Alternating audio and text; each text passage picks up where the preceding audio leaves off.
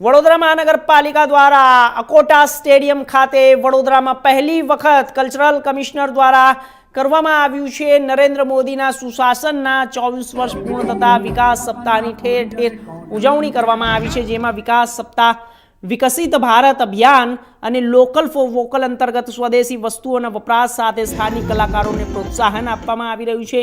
Vadodara municipal corporation દ્વારા યોજાયેલ કાર્યક્રમના યુવાધન હિંડોળે ચડ્યું હતું અને લોકોએ ગરબાની રમઝટ જમાવી હતી, જેમાં વડોદરા મ્યુનિસિપલ કમિશનર અરુણ મહેશ બાબુ પણ પરિવાર સાથે ખૂબ આનંદ માણી ગરબે ઝૂમી ઉઠ્યા અને લાઈવ ઇન કોન્સર્ટમાં Vadodara municipal commissioner, police commissioner Narsinh Komar, ધારાસભ્ય, deputy mayor, standing committee chairman, દંડક પક્ષના નેતા, કાઉન્સિલરો, પાલિકાના તમામ અધિકારીઓ તેમજ મોટી માત્રામાં વડોદરા વાસીઓ ઉપસ્થિત રહ્યા હતા।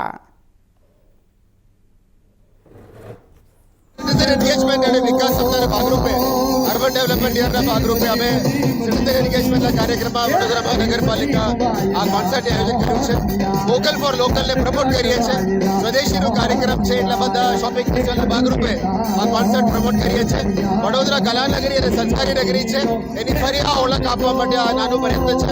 વડોદરાના પબ્લિક આવીને આપણે ખૂબ આપણને સપોર્ટ આપી રહ્યા છે। વડોદરાની જનતાને અમે આભાર માનીએ છીએ।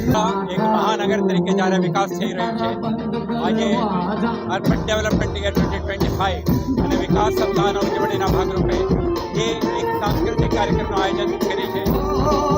માનું છું કે વડોદરા શહેરવાસીઓને તેઓના સાંસ્કૃતિક વિરાસત અને મનોરંજન માટેના આ કાર્યક્રમ સુંદર ઓપોર્ચ્યુનિટી છે આપણા શહેરને પ્રેઝન્ટ કરવા માટે, અને વડોદરા મહાનગરના આ ઇનિશિયેટિવને હું બિરદાવું છું અને શહેરવાસીઓ વિકાસના સાથ સાથે એમના જે સોફ્ટ સાઇડ છે, કલ્ચરલ સાઇડ છે, આને પણ સારી રીતે પ્રેઝન્ટ કરી શકે એવા વખતો આવા મોકો મળતી રહે અને સુંદર કાર્યક્રમનું આયોજન થતી રહે।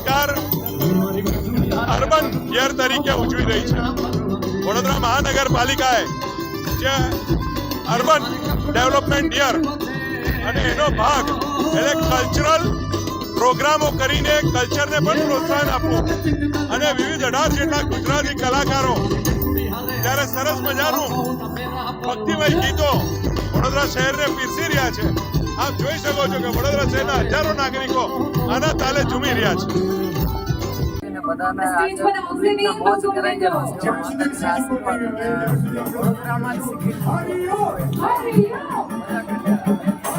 વડોદરાવાસીઓને તમે શું મેસેજ આપશો?